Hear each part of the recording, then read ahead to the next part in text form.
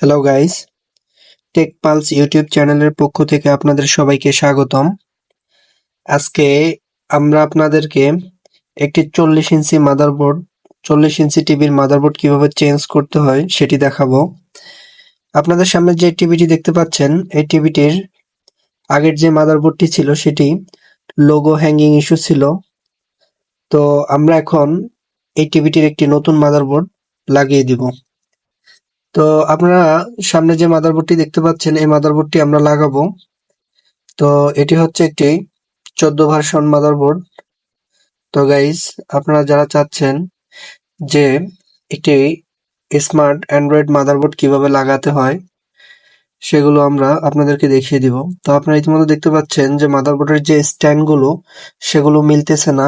আগের যে টিভিটি ছিল, আগের যে মাদারবোর্ডটি ছিল সেটির মধ্যে যেভাবে স্ট্যান্ড দেওয়া ছিল সেটি এখানে লাগানো আছে। তো আমরা এখন এটাকে কাস্টমাইজ করে এই মাদারবোর্ডের কানেক্টর অনুসারে আমরা প্রত্যেকটি স্ট্যান্ড লাগিয়ে দিব। তো গাইস, আপনারা চাইলে এভাবে আগের যে স্ট্যান্ড গুলো আছে সেগুলো খুলে আপনাদের যে নতুন মাদারবোর্ডটি আছে সেগুলোর সাইজ অনুপাতে আপনারা লাগাতে পারেন। তো আমরা এই পর্যায়ে আপনাদেরকে দেখাচ্ছি যে কানেক্টর গুলো কিভাবে খুলতে হয় এবং খুলে মাদারবোর্ডের স্ক্রু পজিশন বরাবর কিভাবে লাগাতে হয়। তো আপনারা যারা ভাবতেছেন এই ধরনের মাদারবোর্ড গুলো লাগাবেন, তারা অতি দ্রুত আমাদের ভিডিওগুলো দেখতে পারেন। আমরা কিভাবে মাদারবোর্ড গুলো লাগাই, তাহলে আপনারা বুঝতে পারবেন। তো বন্ধুরা, আপনারা দেখতে পাচ্ছেন যে আমরা মাদারবোর্ডটি স্ট্যান্ড করে ফেলছি এবং আমরা স্ক্রু গুলো লাগিয়ে দিচ্ছি।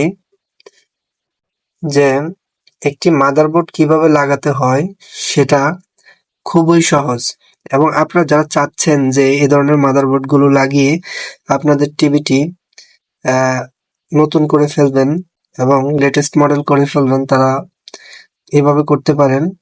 আপনারা চাইলে সহজে আপনাদের পুরনো টিভিটি এভাবে ইন্টারনেট সিস্টেম এবং লেটেস্ট ভার্সনের টিভিতে কনভার্ট করে ফেলতে পারেন।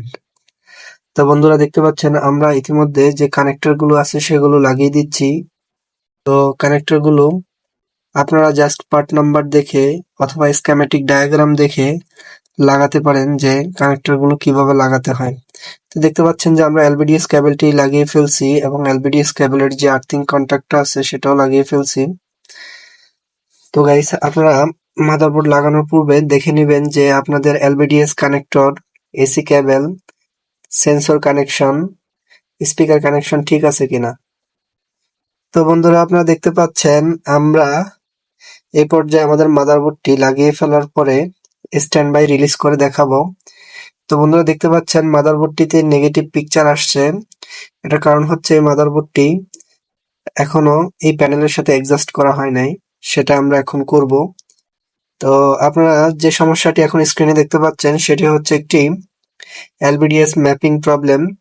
তো আপনারা যখনই নতুন মাদারবোর্ড লাগাবেন তখন এই ধরনের প্রবলেমগুলো দেখতে পাবেন। তো এটা কিভাবে সমাধান করতে হয় সেটা আমি আপনাদেরকে এখন দেখাবো। প্রথমে আপনারা সার্ভিস মোডে চলে আসবেন। সার্ভিস মোড ওপেন করতে হবে এলবিডিএস ম্যাপিংটি চেঞ্জ করার জন্য, অথবা আপনারা এলবিডিএস কানেক্টর খুলে সেক্ষেত্রে এলবিডিএস ম্যাপিং অপশনটি ম্যানুয়ালিও করতে পারেন। তো আমরা এ পর্যায়ে এই মাদারবোর্ডটির সার্ভিস অপশনের মধ্যে চলে যাব। সেখানে গিয়ে কিভাবে ম্যাপিং অপশনটা সিলেকশন করতে হয় এবং নেগেটিভ পিকচার রিমুভ করতে হয়, তো একটু দেখাবো বন্ধুরা। আপনারা দেখতে পাচ্ছেন এই পর্যায়ে আমরা সার্ভিস অপশন ওপেন করতেছি। তো দেখতে পাচ্ছেন আমাদের সামনে সার্ভিস অপশনটি চলে আসছে। তো আমরা এখন চলে যাব প্যানেল সেটিং এ। প্যানেল সেটিং থেকে এলবিডিএস টিআই যে অপশনটি আছে সেটা আমরা বিট চেঞ্জ করে দেব। তাহলে দেখতে পাবেন যে আমাদের নেগেটিভ স্ক্রিনটি চলে যাবে। তো বন্ধুরা, দেখতে পাচ্ছেন আমাদের নেগেটিভ চলে গেছে। এই পর্যায়ে আমরা টিভিটি স্ট্যান্ড বাই করলাম, রিমোট দিয়ে আবার চালু করব। দেখতে পাচ্ছেন আমাদের মাদারবোর্ডটি পুনরায় নেগেটিভ চলে গিয়ে এ পর্যায়ে নতুন হয়ে গেছে। তো বন্ধুরা, দেখতে পেলেন যে একটি মাদারবোর্ড কিভাবে লাগাতে হয় এবং এটার ভিতরে ম্যাপিং ইস্যু আসলে কিভাবে সেটা রিমুভ করতে হয়, এভাবে করতে পারেন আপনারা। তো আপনারা দেখতে পাচ্ছেন যে এই কাস্টমারের বাসায় টিভিটি অনেকদিন পরে ছিল। তো উনি মাদারবোর্ড প্রবলেমের কারণে এটি ইউজ করতে পারে না। তো আমাদের কাছে নিয়ে আসার ফলে আমরা এই মাদারবোর্ডটি চেঞ্জ করে তার টিভিটিকে একবারে নতুন করে দিলাম। তো আপনারা চাইলে আপনাদের পড়ে থাকা টিভিটি, পুরাতন ভার্সনের টিভিটি এভাবে চাইলে নতুন করে ফেলতে পারেন। তো আপনারা যারা এখনো আমাদের চ্যানেলটি সাবস্ক্রাইব করেন না তারা অতি দ্রুত আমাদের চ্যানেলটি সাবস্ক্রাইব করে ফেলবেন। আপনাদের উৎসাহ অনুপ্রেরণা পেলে আমরা আরো সুন্দর সুন্দর ভিডিওগুলো দিব এবং ইন ফিউচারে আমরা স্কিমেটিক ডায়াগ্রাম সহকারে মাদারবোর্ড কিভাবে ট্রাবল শুট করতে হয় সেই ভিডিওগুলো আপনাদের মাঝে তুলে ধরবো।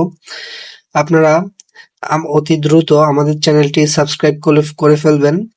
আমরা আপনাদেরকে সর্বোচ্চ সুন্দর মানসম্মত প্রযুক্তিশীল ভিডিওগুলো আপনাদের মাঝে আমরা শেয়ার করব।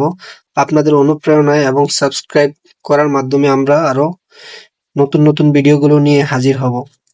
তো বন্ধুরা আপনারা দেখতে পাচ্ছেন মাদারবোর্ডটি আমরা লাগিয়ে ফেলছি এবং হোম স্ক্রিনটি দেখতে পেলেন। তো এই পর্যায়ে দেখেন বন্ধুরা আমাদের মাদারবোর্ডটির পার্ট নাম্বার এবং এই মাদারবোর্ডটি কত ওয়াট এখানে ইউজ করা হয়েছে।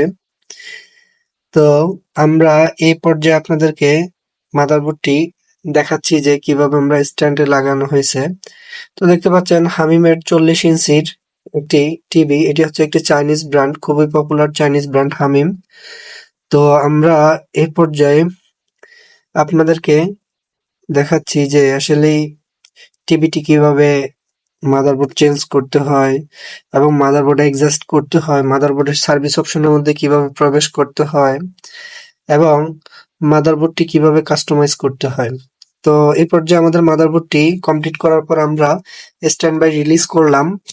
তো বন্ধুরা আপনারা দেখতে পান যে আমাদের স্মার্ট টিভি লোগোটি চলে আসছে। এই পর্যায়ে অ্যান্ড্রয়েড লোগোটি ঘুরে ঘুরে চলে আসবে। তো আপনারা দেখতে থাকুন এবং যারা চাচ্ছেন যে এই ধরনের টিভিগুলো আপনারা লেটেস্ট করে ফেলবেন তারা এভাবেই করতে পারেন। আপনাদের অনুপ্রেরণা উদ্দীপনা পেলেই আমরা আপনাদেরকে এভাবে নতুন নতুন ভিডিওগুলো দিয়ে সহায়তা করব। তো বন্ধুরা এই পর্যায়ে আমরা এই টিভিটির ভার্সন এবং আপনাদেরকে স্পেসিফিকেশন দেখাবো। তো আপনারা যারা টিভিতে ওয়াইফাই কানেক্ট করবেন তারপরে একটি কাজ করতে পারেন, সেটা হচ্ছে এই টিভির টাইম জোন সিলেকশন করে নেবেন। যদি টাইম জোন সিলেকশন না করেন সেক্ষেত্রে আপনাদের ইউটিউব চলবে না এবং কোনো কিছুই নেট থেকে ইউজ করতে পারবেন না। এর কারণ হচ্ছে আমাদের যে কান্ট্রি টাইম জোন আছে অলমাইগিটি অথবা জিএমটি +6 যেটা আছে ওইটা সিলেকশন করে নেবেন, তাহলে নেট কানেকশনটা প্রপার ওয়েতে হয়ে যাবে। এবং আপনারা যারা প্লে স্টোর থেকে অ্যাপস গুলো আপডেট করতে না পারেন জিমেইল না থাকার কারণে, তারা চাইলে টিভির যে প্লে স্টোর আছে এবং অ্যাপটোয়েড অ্যাপস একটা প্লে স্টোর আছে, ওইখান থেকে আপনাদের বাই ডিফল্ট যে ইউটিউব, নেটফ্লিক্স, টিকটক, ফেসবুক এ ধরনের অ্যাপস গুলো আপডেট করতে পারেন। এবং এর আপডেটের ফলে হবে কি আপনারা ইউটিউবের হাই রেজলিউশনের ভিডিওগুলো দেখতে পারবেন এবং খুব সুন্দর ভিডিও প্লে হবে, রেজুলেশন গুলো ক্লিন থাকবে।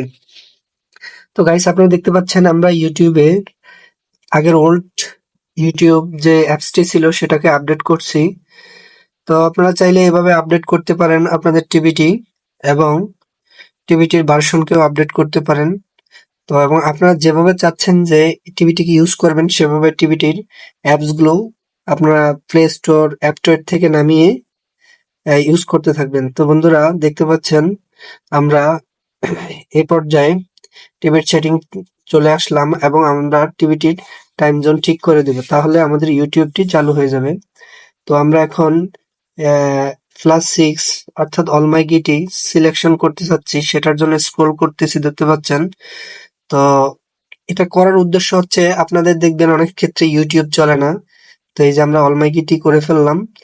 এই করার পরে আমরা ইউটিউবটা ভিতরে ওপেন করব। ইউটিউব ওপেন করার পরে ইউটিউব প্রপার ওয়েতে রান করবে এবং ইউটিউব থেকে আমরা সবকিছু চালাতে পারবো, কোনো সমস্যা করবে না। তো বন্ধুরা আপনাদের সামনে অনেক কথাই হলো, অনেক কিছুই হলো। তো আপনারা দেখতে পেলেন যে কিভাবে একটি